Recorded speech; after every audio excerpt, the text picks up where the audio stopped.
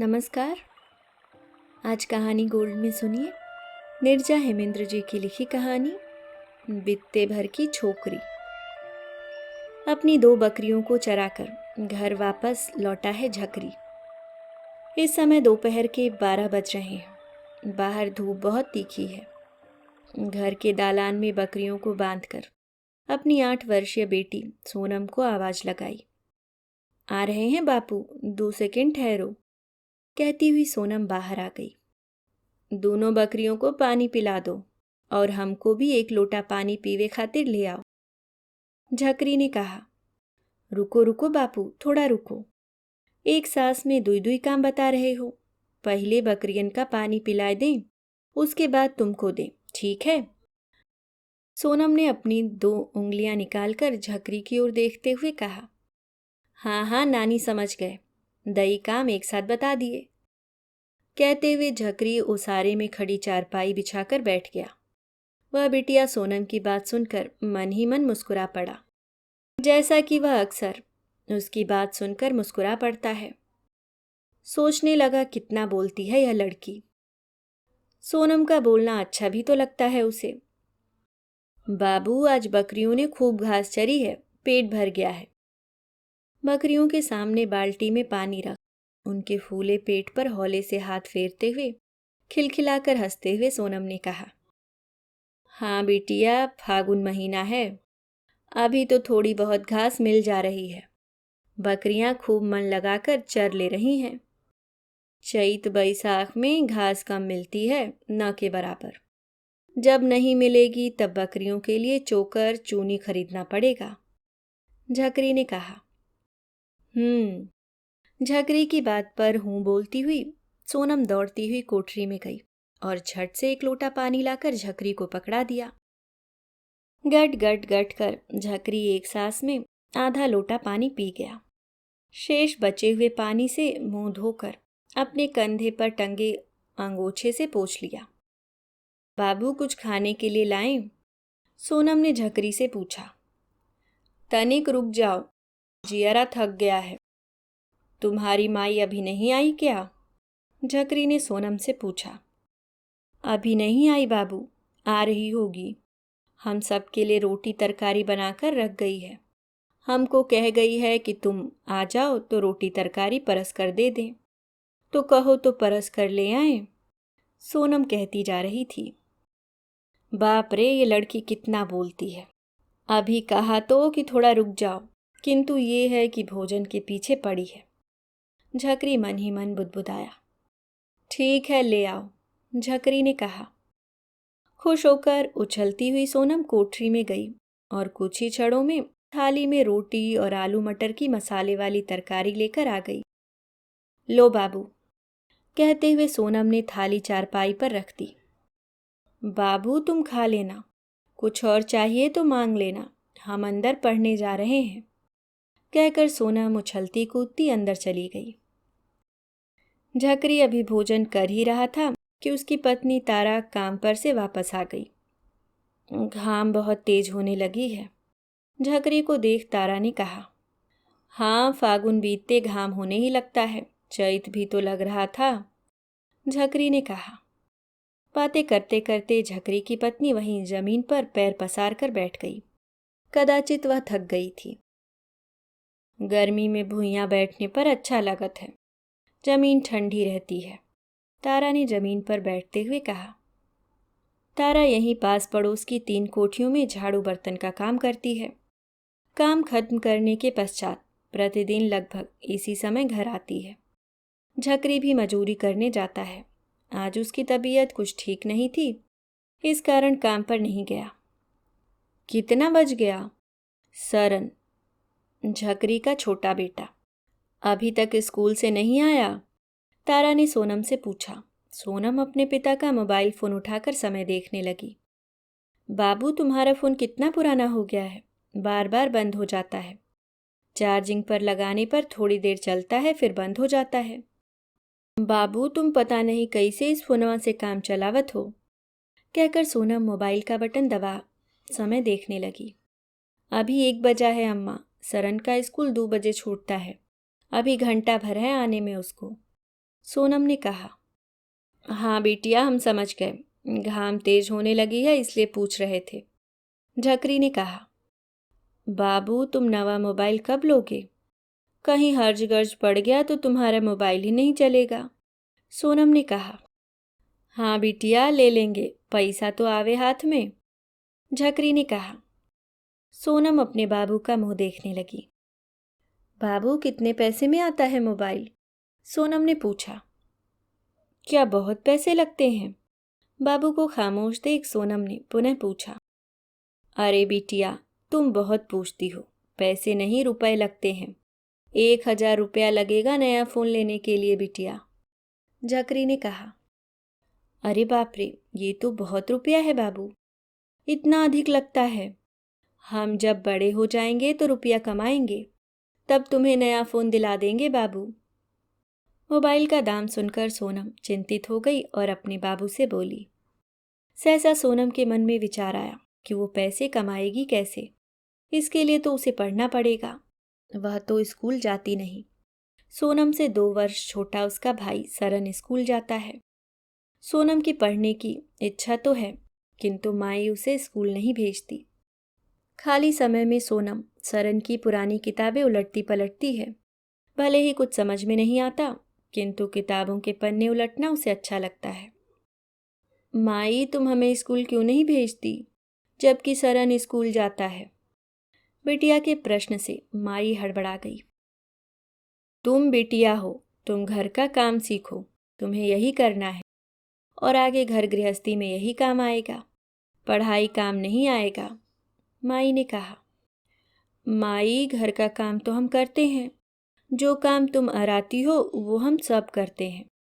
तारा ने सोनम की बात का कोई उत्तर नहीं दिया। माई, तुम सरन को स्कूल भेजती हो, हमें क्यों नहीं? माई, हम भी स्कूल जाएंगे। माई, हम कल से ही पढ़ने जाएंगे। कल ही तुम मेरा नाम लिखवाने मास्टर जी के पास मुझे लेकर चलना। चलोगी ना माई? सोनम ने माई से हट करते हुए पूछा। तारा सोनम की बात का कोई उत्तर न दे रही थी। वह दुविधा में थी, उसे कोई उत्तर सूझ नहीं रहा था। दलान में बैठा झकरी सोनम की बात सुन रहा था। हाँ हाँ बिटिया, कल तुम नाम लिखवाइए जाओ स्कूल। तुम्हार मन है पढ़ेगा तो तुम पढ़ो, हम चलब तुम्हार नाम लिखवाए स्कूल। सोनम की बात का उसकी माई द्वारा कोई उत्तर न देते देख झकरी ने कहा। कहाँ तुम भी बच्चों के साथ मिलकर ये सब बात करत हो? बेटिया स्कूल जाएगी, पढ़ेगी तो उसका ब्याह कैसे होगा? ये हमार गांव है, शहर तो है नहीं। शहर में मजूरी करने जाते हो तो शहर की हवा लग गई है और तुम्हार दिमाग खराब हो गया है। ई तनिक नहीं सोच रहे हो कि यदि बिटिया पढ़ लिख लेगी तो उससे ब्याह कौन करेगा? तारा ने कहा। ई काहे नहीं सोचत हो कि पढ़ लिख लेगी तो और होशियार हो जाएगी हमार बिटिया? झकरी ने तारा से कहा। झकरी जानता है कि तारा इस गांव से भी पिछड़े एक गांव की रहने वाली है। इस गांव में तो 8वीं तक एक सरकारी विद्यालय है, उसके आगे पढ़ने के लिए एक आध प्राइवेट विद्यालय भी है। तारा के गांव में आज तक एक भी सरकारी विद्यालय नहीं है, प्राइवेट तो दूर की बात है। पढ़ने की इच्छा होने पर बच्चे 2 कोस दूर दूसरे गांव में जाते हैं। ठीक है, जैसा बाप बेटी की मर्जी हो करो, तारा ने कहा। अगले दिन मजूरी पर जाने से पूर्व झकरी विद्यालय जाकर सोनम का नाम लिखवा आया। विद्यालय सरकारी था, एक भी पैसा नहीं लगा। मास्टर जी ने बताया कि दोपहर का भोजन भी स्कूल में मिलेगा, घर से भोजन लेकर आने की आवश्यकता नहीं है। ऊपर से मास्टर जी यह भी कह रहे थे कि किताबें, बस्ता, स्कूल के लिए 2 जोड़ी कपड़े, स्वेटर, मोजे, जूते भी सरकार देगी। झकरी बहुत खुश था, बेटे को तो ये सब कुछ मिलता ही था, अब बिटिया सोनम को भी ये सब कुछ मिलेगा। बिटिया थोड़ा पढ़ना चाहती है, पढ़ लेगी। सोनम की खुशी की तो कोई सीमा ही न थी। समय व्यतीत होता जा रहा था, सोनम खूब मन लगाकर पढ़ रही थी। सोनम ने 5वीं की परीक्षा उत्तीर्ण कर ली, अभी वह आगे और पढ़ना चाहती थी। बिल्कुल इसी स्कूल के समीप 6ठी से 8वीं तक के सरकारी स्कूल में उसे पढ़ना था। माई बाबू को बताकर वह अपने स्कूल से 5वीं की टीसी ले जाकर जूनियर हाई स्कूल के मैडम को देकर आ गई। मैडम ने सोनम का नाम 6ठी कक्षा में लिख दिया। सोनम के बाबू, बिटिया सोनम ब्याह के लायक हो गई है अब उसके ब्याह के लिए कुछ सोचोगे? कौनो लड़का घर वर देखोगे? एक दिन सोनम के स्कूल जाते ही तारा ने झकरी से कहा, हम सोच रहे हैं कि सोनम 8वीं पास कर ले तो घर वर देखना शुरू करें। तारा को समझाते हुए झकरी ने कहा, तुम कैसे बाप हो, तनिक भी नहीं सोच रहे हो कि तब तक लड़की बड़ी हो जाएगी। कौन लड़के का बाप बड़ी उम्र की लड़की से अपन लड़का ब्याहेगा? तुमको दुनियादारी का कुछ नहीं पता। झकरी की बात पर सोनम की माई ने उसे अच्छा भला लेक्चर सुना दिया। अच्छा, अब हम काम पर जा रहे हैं, सांझ के घरे आई तब बात हुई, झकरी ने कहा। साइकिल के हैंडल में खाने के डिब्बे की झोली लटकाकर झकरी शहर की ओर बढ़ गया। ये बाप बेटी दोनों हमार बात नहीं मान रहे हैं। एक दिन जब वर हेरत हेरत परेशान हुई हैं तब हमारी बात मानी है। झकरी के जाने के बाद तारा काम करती रही और मन ही मन बड़बड़ाती जा रही थी। दिन में 2 बजे अपने भाई के साथ सोनम स्कूल से आ गई। दोनों ने भोजन किया। भोजन के पश्चात सोनम स्कूल का होमवर्क करने बैठ गई। होमवर्क कर स्कूल में आज का पढ़ाए गए पाठ को दोहराकर कुछ देर के लिए लेट गई। लेटते ही न जाने कब आँख गई। 1 घंटे बाद उठी तो देखा कि भाई नहीं है। माई भी दलान में चौकी पर लेटी है। माई, सरन कहाँ है? घर में नहीं दिख रहा। बाबू भी काम से आ रहे होंगे। सोनम ने भाई की चिंता करते हुए पूछा। सरन तो भोजन करके दोपहरी खेलने चला गया था, अभी तक नहीं आया क्या? नहीं आया है, स्कूल का होमवर्क भी नहीं किया, नहीं पाठ दोहराया। माई उठी और सरन सरन आवाज लगाती हुई गांव की गलियों की ओर निकल गई। तब तक झकरी भी काम से वापस आ गया था। सांझ हो रही थी। माई सरन को ढूंढने गई थी। भोजन में विलंब हो जाएगा यह सोचकर सोनम ने चूल्हा जलाकर चावल चढ़ा दिया। जब तक चावल बनेगा तब तक वह तरकारी काट लेगी, यह सोचकर उसारे में बैठकर लौकी काटने लगी। कहाँ है तुम्हारी माई? सोनम को भोजन बनाते देखा तो झकरी ने उससे पूछा। सरन को लेने, कहकर सोनम तरकारी काटने में लग गई। सोनम फटाफट काम कर रही थी। ई रहा, दोपहर को स्कूल से आया है, भोजन किया है और खेलने निकल गया। पकड़िया के तरे लड़कों के साथ खेल रहा था। इसका रोज का यही काम है, पढ़ने में बिल्कुल नहीं मन लगता। तारा सरन को अपने साथ लेकर आई और उसकी शिकायत करते हुए झकरी से कहा। तारा की बात सुनकर झकरी कुछ नहीं बोला। वह जानता है कि सरन का मन पढ़ाई में नहीं लगता। वह करे तो क्या करे, पढ़ने के लिए कई बार उसे मारा भी, किंतु मार का भी उस पर कुछ प्रभाव पड़ता नहीं दिखता। तारा ने सरन को 2 थप्पड़ मारा और हाथ मुंह धोकर कुछ खाकर पढ़ने के लिए कहा। माई, भात बना दिए, तरकारी काट दिए हैं, हम भी थोड़ी देर पढ़ने बैठ जाएं? तारा ने माई से पूछा। तरकारी काट दी तो छौंक भी दो, छौकेगा कौन? हम का तो लड़का दौड़ाकर थका दिया है, माई ने कहा। माई की बात सुनकर सोनम का चेहरा बुझ गया। सरन के माई, जाके तू तरकारी छौंक दा, जल्दी हो जाई। इस सोनम कब ले छौकी है, निम्मन बनिबो न करी है, झकरी ने कहा। झकरी चाहता था कि सोनम पढ़ना चाहती है तो थोड़ी देर पढ़ ले, बच्चे हैं भोजन करते ही सोने लगते हैं। निम्मन नाही बनी है तो सीखिए कैसे, कहती हुई तारा तरकारी छौंकने रसोई में चली गई। जा बिटिया, थोड़ी देर पढ़ ला, उसके बाद माई के साथ भोजन परोसवाए रसोई में चल जाई है, झकरी ने कहा। ठीक बा बाबू, कहकर सोनम बस्ता लेकर उसारे में पढ़ने बैठ गई। थोड़ी देर पढ़ने के पश्चात उसके चेहरे पर संतुष्टि के भाव थे। संतुष्टि का भाव लिए वह रसोई में माई का हाथ बटाने चली गई। इसी प्रकार दिन व्यतीत होते रहे। गांव के विद्यालय से 8वीं तक की पढ़ाई पूरी कर ली। सरन बहुत खुश था कि अब इस गांव में कोई सरकारी विद्यालय नहीं है तो उसे पढ़ना नहीं पड़ेगा। वह जानता था कि फीस देकर उसके निर्धन माई बापू प्राइवेट स्कूल में पढ़ने भेजेंगे ही नहीं। 8वीं कक्षा में अच्छे नंबरों से उत्तीर्ण सोनम भी हो गई थी। बाबू, हम आगे और पढ़ेंगे, सोनम ने माई बाबू से कहा। अब क्या रह गया है पढ़ने के लिए? जितनी पढ़ाई हो सकती थी पढ़ तो गई, अब आगे क्या बचा है पढ़ने के लिए? सरन भी तो गांव की सरकारी पढ़ाई कर चुका, अब अगले बरस से बाबू के साथ मजूरी करने शहर जाएगा। सोनम की बात सुनते ही माई ने उत्तर दिया। माई, हम कमलापुर पड़ोस का गांव में जाकर आगे की पढ़ाई करेंगे। कमलापुर में एक बड़ा सरकारी स्कूल है, वहाँ बीए तक की पढ़ाई होती है, उसमें फीस नहीं लगती है। सोनम ने माई से कहा। हाँ हाँ, वहाँ तो जाओगी पढ़ने। तुम का जानो, कमलापुर 2-2.5 किलोमीटर दूर है यहाँ से।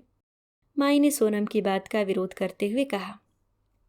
माई तू चिंता न कर, जाए खातिर हम सोच लिए हैं। बाबू की जो पुरानी साइकिल है उसको हम ठीक कराकर उसी से स्कूल जाएंगे। स्कूल जाने का उपाय बताते हुए सोनम ने कहा। लो अब इसकी बातें सुन लो।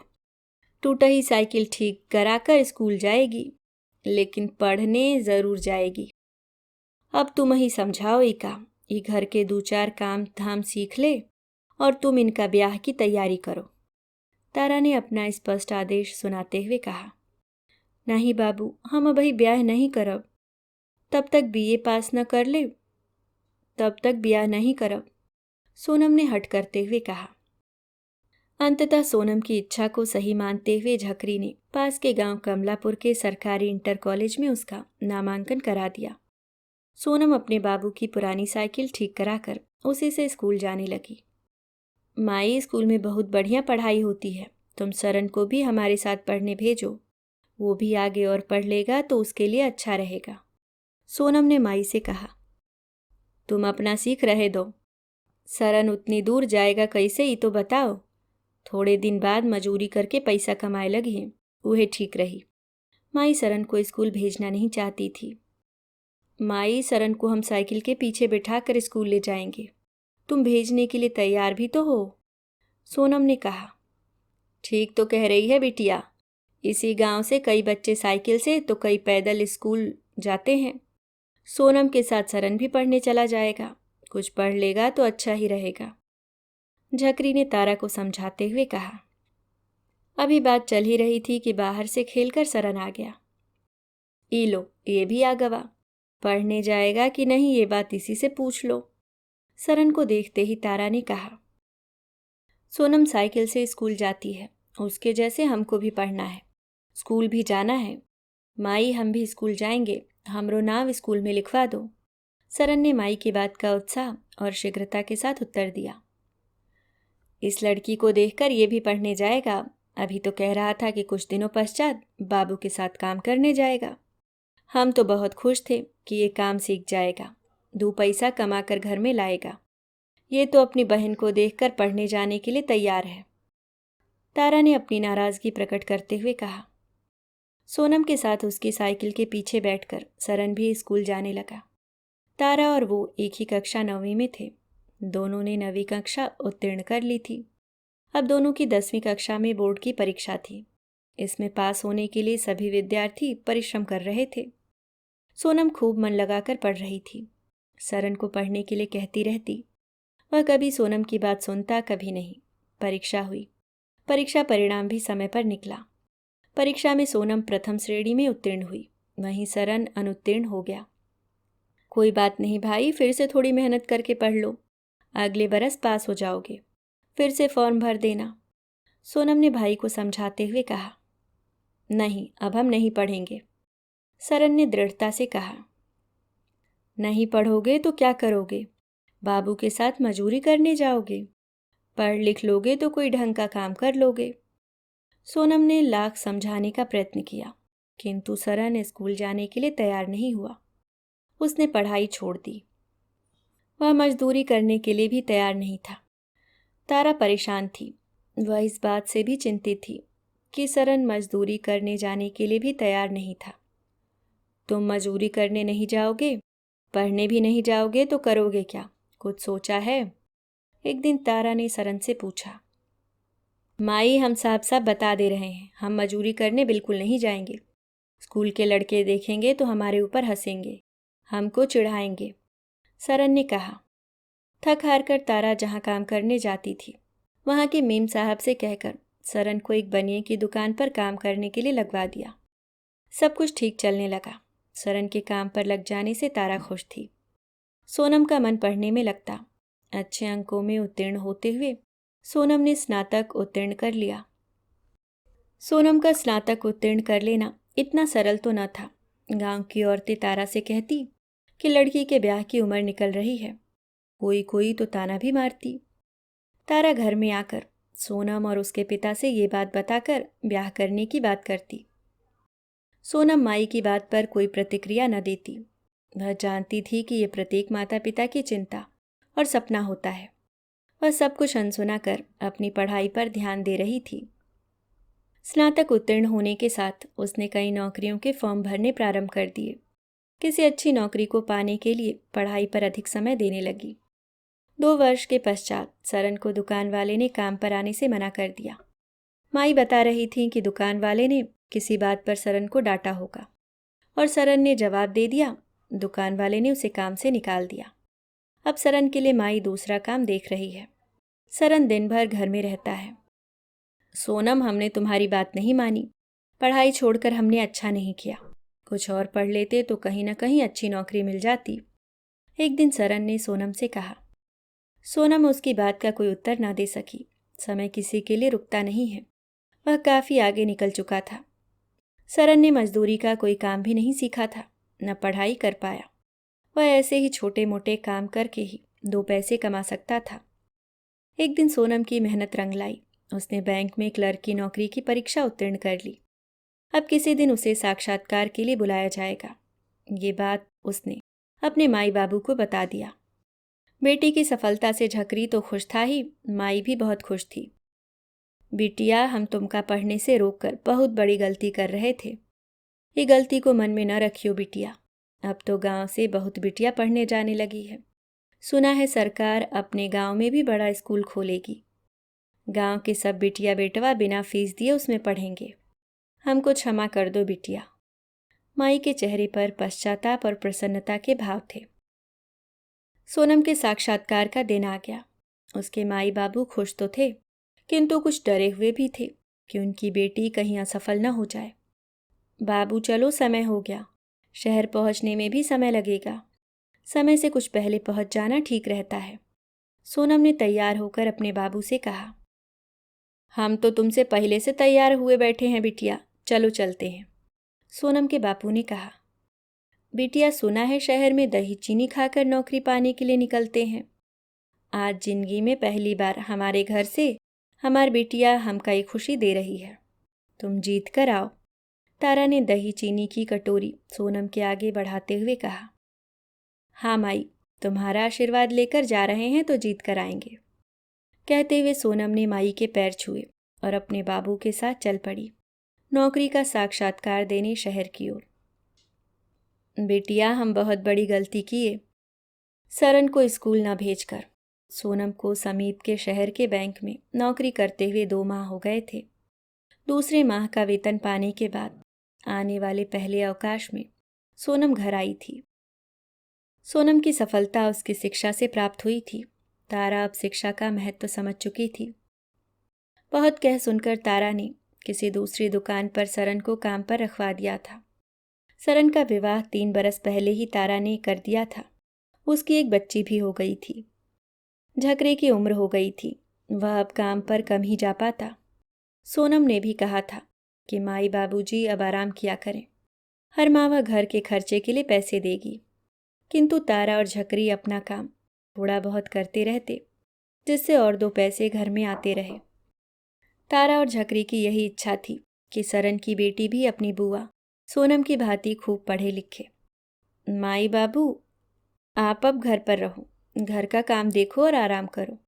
मेरे विवाह के लिए पैसे की और घर-वर की चिंता न करो। अपने विवाह के लिए पैसे की व्यवस्था मैं कर लूँगी। समय आने पर विवाह भी कर लूँगी। 2 दिनों के अवकाश में सोनम घर आई थी। वापस जाने से पहले अपने माई बाबू से ये बात कहती गई।